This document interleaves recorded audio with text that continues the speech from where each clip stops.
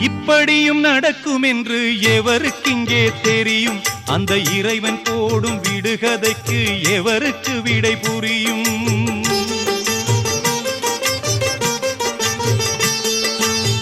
இப்படியும் நடக்கும் என்று எவருக்கிங்கே தெரியும்? அந்த இறைவன் போடும் விடுகதைக்கு எவருக்கு விடை புரியும்? இது யார் செய்த பாவம்? பதில் யார் சொல்லக்கூடும்?